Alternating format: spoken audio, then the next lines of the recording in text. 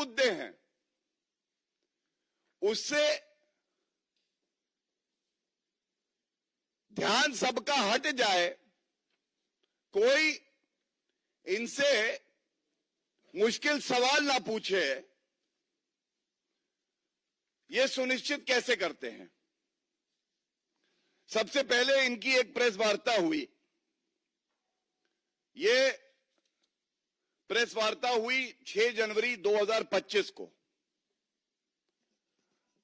हम सब जानते हैं कि भ्रष्टाचार के आरोप में अरविंद केजरीवाल, मनीष सिसोदिया पूर्व मुख्यमंत्री दिल्ली, संजय सिंह, सत्येंद्र जैन, ये तमाम वो वरिष्ठ नेता जो रहे हैं इनकी पार्टी के, ये सब भ्रष्टाचार के आरोप में बाहर आए। भारतीय जनता पार्टी सकारात्मक जनता के मुद्दे उठा रही थी। वो पूछ रही थी, अरविंद केजरीवाल जी ये बताइए, जो आपके वादे थे उन वादों पे आपका रिपोर्ट कार्ड क्या है? उत्तर, खुद इन्होंने स्वीकारा कि 3 वादे, यमुना को साफ करूंगा, मैं नहीं कर पाया, sorry, I am very sorry. दूसरा मुद्दा इन्होंने कहा रोड को हम यूरोप की तरह बना देंगे, इन्होंने कहा आई एम सॉरी, मैं नहीं कर पाया। तीसरा, इन्होंने कहा हर घर में नल में जल आएगा और वो पीने लायक होगा। तमाम चैनल आप लोग, मैं आप लोगों का आभार व्यक्त करूंगा, दिखा रहे हैं किस तरह से नीले पानी का, लाल पानी का, काले पानी का जल आ रहा है। अगर अरविंद केजरीवाल जी खुद पी लें तो बीमार पड़ जाए। उन्होंने स्वीकारा मैं नहीं कर पाया। लेकिन अब हमने पूछा, आपने कहा 20 कॉलेज बनाएंगे, वो 20 कॉलेज की सूची बता दो, नहीं बताई। घोटाला जरूर कर दिया। हमने कहा, आपने कहा 20 अस्पताल बड़े बनाएंगे, उसके बारे में बता दो, नहीं बताया। लोगों ने कहा 15 लाख सीसीटीवी, नहीं बता रहे। ऐसे तमाम वादे हैं, लेकिन ध्यान कैसे भटकाते हैं ये देखिए। 6 तारीख को इनकी प्रेस वार्ता और उसके बाद इनका एक्स पे पोस्ट, मुद्दा ध्यान भटकाने का कह रहे हैं। मैंने कुछ दिन पहले बोला था कि दिल्ली सीएम आतिशी जी को गिरफ्तार किया जाएगा और आपके कुछ नेताओं पर रेड होगी। विश्वस्त सूत्रों के मुताबिक मनीष सिसोदिया जी के घर अगले कुछ दिनों में सीबीआई रेड होगी। यह पहला मुद्दा, भटकाने का काम किया। आज पूछा जाएगा, भाई आज 15 तारीख है, 10 दिन हो गए, क्या हुआ है? देखा आपने इनकी राजनीति। अब दूसरा आइए, जिस पे मैं आज बड़ी प्रमुखता से कुछ सवाल करूंगा और उम्मीद करूंगा जो अरविंद केजरीवाल घबरा जाते हैं, जनता के उत्तर देने में सक्षम नहीं है, जिनकी पुरानी राजनीति आप याद करिए, भ्रष्टाचार को समाप्त कर दूंगा, भ्रष्टाचार का पर्याय बन गए, वीवीआईपी कल्चर खत्म कर दूंगा, तो अपने लिए शीश महल बना लिया। जिनकी टोपी मैं हूं आम आदमी गायब हो गई, मफलर गायब हो गया, वैगन आर गायब हो गई। उनसे मैं पूछना चाहता हूं, ये इनका दूसरा ध्यान भटकाऊ प्रेस कॉन्फ्रेंस, अगर इसका नाम दिया जाए, ध्यान भटकाऊ प्रेस कॉन्फ्रेंस, जो जनता के मुद्दे हैं उस पर कभी चर्चा ही ना हो पाए। ये 11 तारीख को इन्होंने एक और प्रेस वार्ता करके कहा, और ये बड़े ध्यान से सुनिएगा, इन्होंने कहा रमेश बिधूड़ी भारतीय जनता पार्टी के मुख्यमंत्री का चेहरा भाजपा घोषित करने जा रही है। यह ऐलान हो जाएगा जल्दी। बस मुझे अपने विश्वस्त सूत्रों से जानकारी हुई है। तो पहले तो मैं ये कहूंगा, अरविंद केजरीवाल जी, जाने अनजाने में आप भी वही बोल बैठे। ये बात तो तय है, गारंटी है, 100% है कि भारतीय जनता पार्टी की सरकार पूर्ण बहुमत से दिल्ली में बनेगी। दूसरी बात तय है, गारंटी है 100%, अरविंद केजरीवाल अपनी नई दिल्ली की सीट हार रहे हैं, इसीलिए छटपटा रहे हैं, इसीलिए घबरा रहे हैं। और दिल्ली का सीएम भारतीय जनता पार्टी का एक प्रणाली है, हम ऐसा चेहरा देंगे जो मजबूती से कार्य करेगा, दिल्ली को आगे बढ़ाएगा, जो भ्रष्टाचारी आपकी तरह नहीं होगा, कट्टर बेईमान नहीं होगा आपकी तरह। मैं सुनिश्चित करके ये कहता हूं, अरविंद केजरीवाल, अगर आपने तय कर लिया है कि आप विपक्ष में बैठेंगे, तो आज हम सवाल दागते हैं, हम यहां बैठे हैं, हम सवाल पूछते हैं। आप बताओ, आपका नेता प्रतिपक्ष कौन होगा? आप बताओ। और देखिए, यहां पे संकट गहरा जाता है। संकट क्यों गहराता है समझिएगा। हम सब जानते हैं, अरविंद केजरीवाल कुर्सी पे फेविकोल डाल के बैठ गए थे। जब जनता का आंदोलन हुआ, भारतीय जनता पार्टी ने प्रखरता से मुद्दा उठाया, फेविकोल ईमानदारी की गर्मी से पिघला, जेल गए अरविंद केजरीवाल, तब तक इस्तीफा नहीं दिया। जब इनको अंतरिम जमानत मिली और उसके बाद बाहर आने के बाद इन्होंने ढोंग करके मुद्दे से ध्यान भटकाने के लिए इस्तीफा तो दिया, लेकिन किस तरह से ये भूल गए कि सर्वोच्च न्यायालय ने जो बेल दी है उसमें शर्तें क्या हैं। शर्तें हैं, किसी फाइल पे ये हस्ताक्षर नहीं कर सकते। तो नेता प्रतिपक्ष तो अरविंद केजरीवाल बन नहीं सकते। अब अरविंद केजरीवाल नेता प्रतिपक्ष भी नहीं बन सकते, तो जो हमारे विश्वस्त सूत्रों ने बताया है, अरविंद केजरीवाल को सबसे ज्यादा क्या पसंद आता है? गुंडागर्दी, रिश्वतखोरी, वसूली, रंगदारी, उगाही। तो दो नाम विश्वस्त सूत्रों ने जो बताया, पहला अमानतुल्लाह खान नेता प्रतिपक्ष बनाएंगे क्योंकि हिंदुओं से नफरत है और रोहिंग्या को मदद कर रहे हैं, जिनके खिलाफ हर पार्टी को दलगत राजनीति से ऊपर उठ के एक साथ हो जाना चाहिए था। लेकिन बताते हैं, अमानतुल्लाह खान से ऊपर भी एक नाम है, वो नाम है नरेश बाल्या। और ऐसा क्यों? क्योंकि अपराधी अरविंद केजरीवाल को बहुत पसंद आते हैं। अगर अपराधी जो मकोका का केस उनके ऊपर लगा हुआ है, उगाही कर सके, जो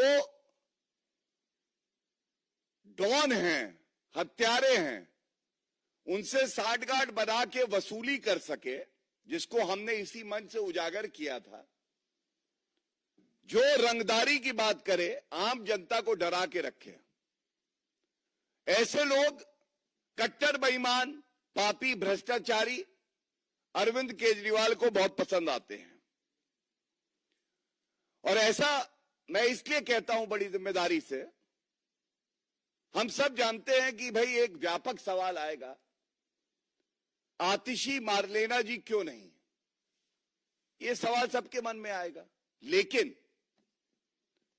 देखिए, महिलाओं की कितनी इज्जत अरविंद केजरीवाल करते हैं, इस बात से स्पष्ट हो जाता है। अरविंद केजरीवाल खुद ही कहते हैं स्वयं, ये देखिए अस्थाई मुख्यमंत्री है, ये तो केवल दिखावा है, ढोंग है, चेहरा तो मैं ही हूं। क्या ये महिला का अपमान नहीं है? ठीक है, हमारे विरोधी दल से हैं, लेकिन मुख्यमंत्री के पद पे हैं, संवैधानिक पद है। किस तरह से महिला का अपमान करते हुए कहते हैं ये स्टेपनी है, Atishi Marlena is the stepney. of Aam Aadmi Party's vehicle. The real tire is Arvind Kejriwal, and that is why it is important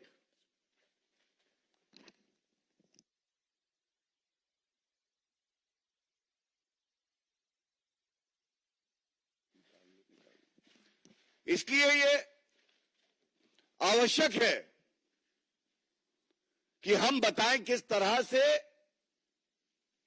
चाहे स्वाति मालीवाल हो जिनको मुख्यमंत्री आवास पे पिटवाया गया, और चाहे आतिशी मार्लेना जी हो, उनका अपमान किया गया। और इसीलिए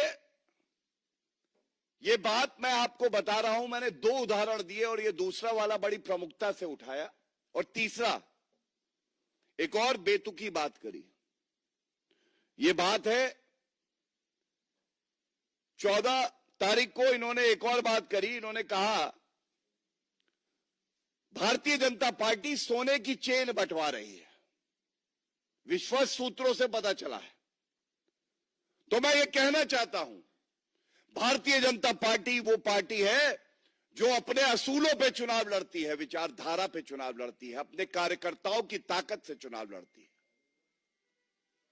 ऐसा अटपटा बयान अगर अरविंद केजरीवाल देते हैं तो अरविंद केजरीवाल जी, मैंने आपको 3 उदाहरण दिए, यह स्पष्ट हो जाता है ये केवल ध्यान भटकाने की राजनीति है, क्योंकि जो मुद्दे हैं दिल्ली चुनाव के, उस पे अरविंद केजरीवाल जी के पास कोई उत्तर नहीं है। ये जो मैंने आपके समक्ष बात रखी, इसके बाद एक बात मैं और कहना चाहूंगा। अभी जब प्रेस वार्ता में हम लोग आ रहे थे, एक बहुत ही चिंताजनक, देश विरोधी और जिस वक्तव्य से हर नागरिक को ठेस लगी है, वो वक्तव्य सामने आया। और जब मैं ये बात आपके समक्ष रखता हूं, बड़ी जिम्मेदारी से एक बात मैं कह दूं, राहुल गांधी नेता प्रतिपक्ष है। Rahul Gandhi happens to be the leader of opposition. Rahul Gandhi, like any other member of parliament, has taken oath under the constitution to preserve and protect the integrity and sovereignty of our country. और बड़े दुख के साथ एक बात कहता हूं, राहुल गांधी का स्टेटमेंट अभी सामने आया है। मैं पहले राहुल गांधी का जो वक्तव्य है उसको कोट करते हुए, जिससे कि कोई ये ना कह सके कि शब्द इधर उधर हो गए, उनकी मंशा कुछ और रही होगी। और उसके बाद हमारे राष्ट्रीय अध्यक्ष जी ने किसी जिम्मेदार नागरिक की तरह एक एक्स पे पोस्ट डाली है, उसके आपके समक्ष रखना चाहूंगा। Rahul Gandhi says, and I quote, "We are now fighting not just the BJP, the RSS, but the Indian state itself." Bharat से लड़ रहे हैं।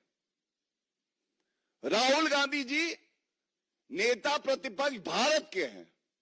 संविधान जिसकी शपथ ली है वो भारत का है, और नेता प्रतिपक्ष भारत का कहता है कि हम भारत स्टेट से लड़ रहे हैं। राष्ट्रीय अध्यक्ष जी ने जो कहा है, ये हर नागरिक के दिल की बात है। And I am quoting now, hidden no more. Congress's ugly truth now stands exposed by their own leader. I compliment is hashtagged Mr. Rahul Gandhi for saying clearly what the nation knows, that he is fighting the Indian state. It is not a secret that Mr. Gandhi and his ecosystem have close links with urban Naxals and the deep state, who want to defame, demean, and discredit India. His repeated actions have also strengthened this belief. Everything he has done or said has been in the direction of breaking India and dividing our society. Every word is what the people of the country are saying today. It is resonating with the feeling of the nation. Nation that is aggrieved, that is hurt, that feels let down by an irresponsible leader of opposition in Rahul Gandhi. And I can very responsibly say, India, Bharat, deserves a more responsible, a more faithful leader of opposition. And truly, it is our misfortune that we have a part-time and irresponsible, immature leader of opposition in Rahul Gandhi, who also happens to be guided by forces like George Soros, forces that are inimical to the integrity of our country. And it would not be wrong to just point out that Rahul Gandhi's words, actions, and his belief itself hurts the sovereignty and the integrity of our country. And this is not the first time Mr. Rahul Gandhi has done so. ये पहली बार नहीं है कि राहुल गांधी ने इस तरह का बयान दिया है, बल्कि राहुल गांधी जो देश विरोधी शक्तियां हैं, उनके साथ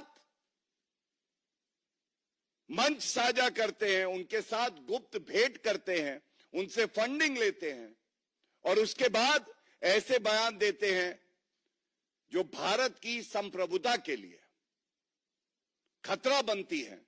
और ये कहना गलत नहीं होगा, ऐसा नेता प्रतिपक्ष राहुल गांधी हैं जो आज कलंक हैं, गैर जिम्मेदाराना है। और इसी के साथ ये तस्वीर देखिए, आज इसका रेलेवेंस और बढ़ जाता है। ये एमओयू साइन किया इन्होंने, हम बार बार इस मुद्दे को उठाते हैं। ये ऐसे देश के साथ पार्टी टू पार्टी एक एमओयू साइन हुआ, आज तक नहीं बताया गया है कि इस एमओयू में क्या लिखा है। ये एक और तस्वीर, देश कहता है ये गांधी और सोरस एक हैं। आप बयान देते हैं राहुल गांधी, वो देश के खिलाफ देते हैं। और इसीलिए हमारे राष्ट्रीय अध्यक्ष जी ने जो बात कही है, मैं समझता हूं कि वो हर नागरिक के जो मन की बात है उसको दर्शाती है। ये सवाल पूछा जाएगा कि आप इस तरह के वक्तव्य क्यों देते हैं, क्यों आप कहते हैं the fight is against the Indian state itself. ये बहुत ही चिंताजनक बात है। बहुत बहुत धन्यवाद।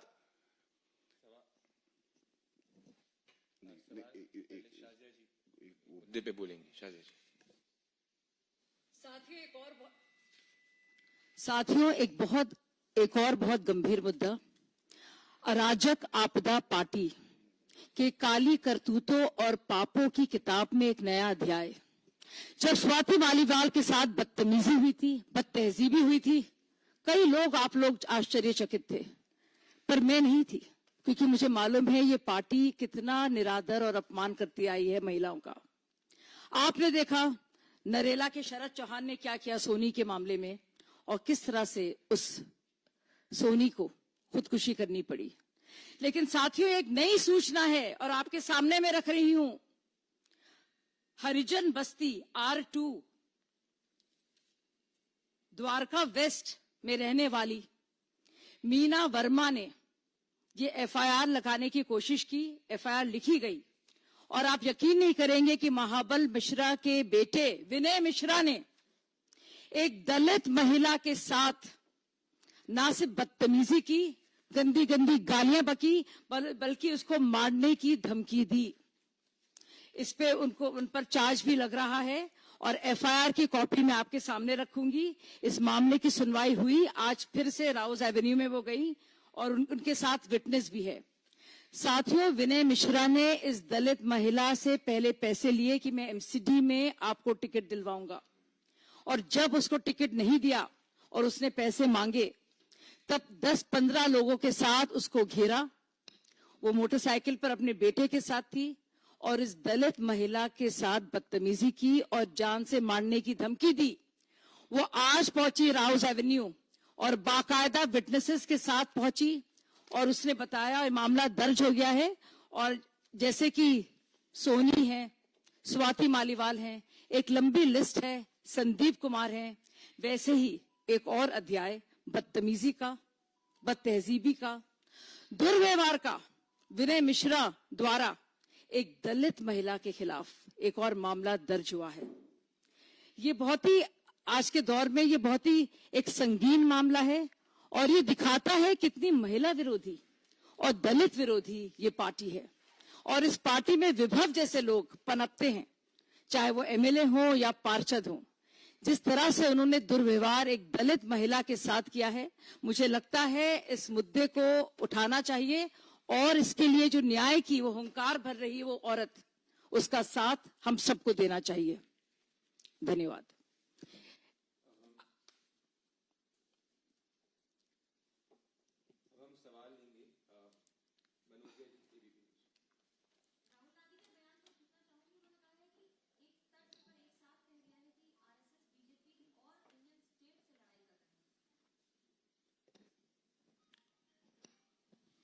थैंक यू मनोज्ञा जी।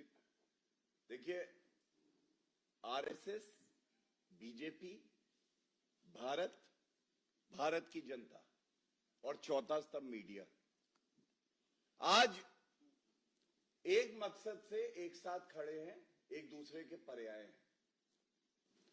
लेकिन भारत स्टेट से लड़ाई किसकी है? राहुल गांधी? क्या यह सोच कांग्रेस पार्टी की भी है? क्या यह सोच खड़गे जी की भी है? क्या यह सोच सोनिया गांधी जी की भी है? यह पूछना चाहती है भारत की जनता। राजनीति में आप विरोध कर सकते हैं, लेकिन ऐसा कोई भी कार्य करे जो पहला जो संविधान राहुल गांधी अपने हाथ में उठा के घूमते थे, उसको आज तक पढ़ा नहीं उन्होंने। आपने शपथ ली है, जैसा मैंने कहा, भारत की संप्रभुता को अखंड रखूंगा। एक सांसद के नाते, लीडर ऑफ ऑपोजिशन के नाते, और सबसे बड़ी बात है एक नागरिक होने के नाते।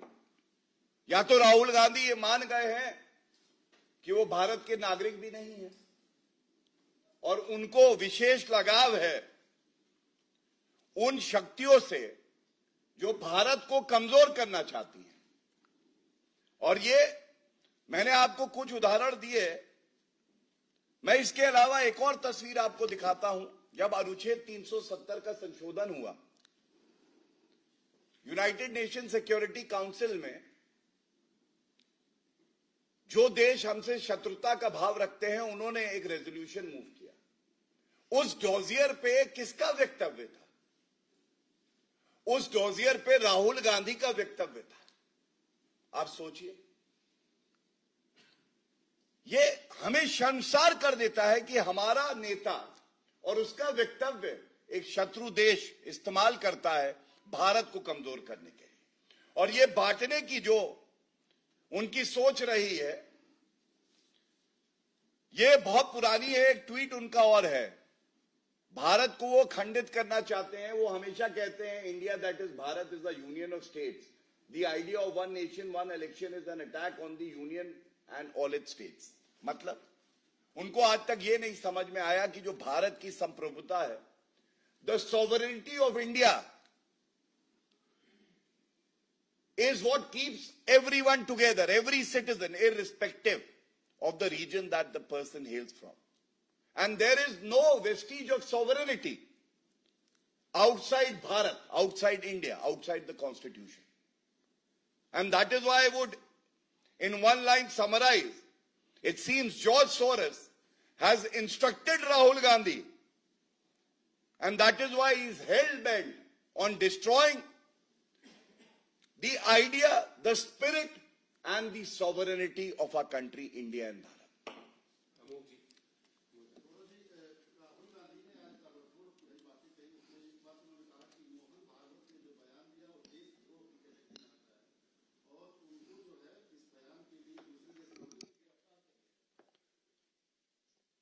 देखिए, आदरणीय मोहन भागवत जी के लिए राहुल गांधी टिप्पणी करें, ये शोभा नहीं देता है। और राहुल गांधी जी को संविधान और कानून पढ़ना चाहिए। भारतीय न्याय संहिता 2023 में आई, लेकिन ऐसा लगता है कि राहुल गांधी ने ये नहीं पढ़ा है कि उसमें सेक्शन 152 है। अपराधी कोई है तो वो राहुल गांधी है, क्योंकि सेक्शन 152 कहता है act endangering sovereignty, unity and integrity of India.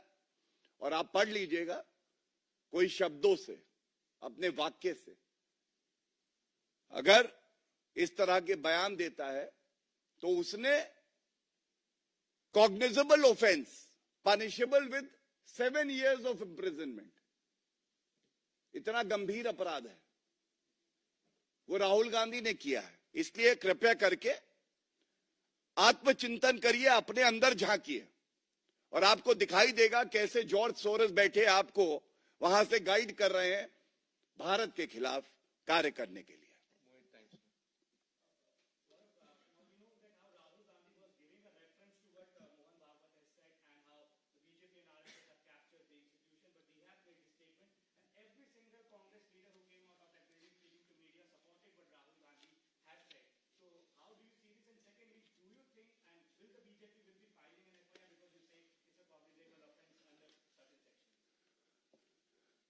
First of all, we doubt the intellect and the integrity of Rahul Gandhi to even comprehend the statements given by other leaders. Having said that, there can never be a justification for what Mr. Rahul Gandhi has said. किसी भी तरह से जो राहुल गांधी ने कहा उसको सही नहीं बताया जा सकता, बिकॉज मैं फिर से कोट कर दूं, we are now fighting not just the BJP and RSS, but the Indian state itself. और अगर आप ये कहते हैं कि जब तमाम कांग्रेसी नेताओं से पूछा गया कि राहुल गांधी ने ऐसा बयान दिया है तो उन्होंने समर्थन किया, तो ये और बड़ी चिंता का सबब है। ये और बड़ी चिंता है हमारे लिए कि क्या आज पूरी कांग्रेस पार्टी में चाटुकारितों की भीड़ है।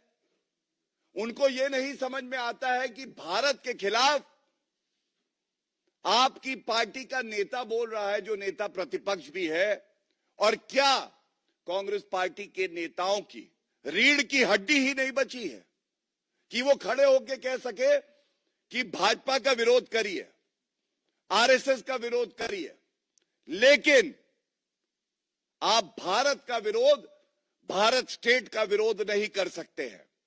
और मैं समझता हूं इसीलिए जो प्रश्न हमने उठाया, कांग्रेस पार्टी का स्टैंड क्या है, मल्लिकार्जुन खड़गे जी का स्टैंड क्या है, और सोनिया गांधी जी का स्टैंड क्या है, ये उत्तर भारत मांग रहा है।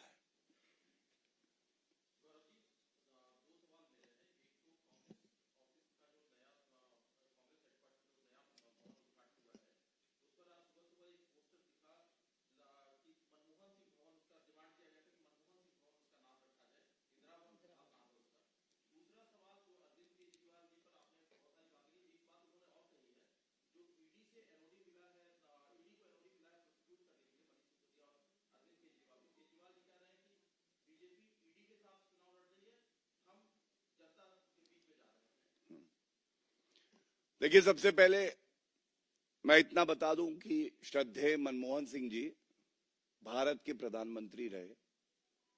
ठीक है, वो दूसरे दल से थे, लेकिन भारतीय जनता पार्टी, हमारे तमाम कार्यकर्ता और देशवासी उनका बहुत सम्मान करते हैं।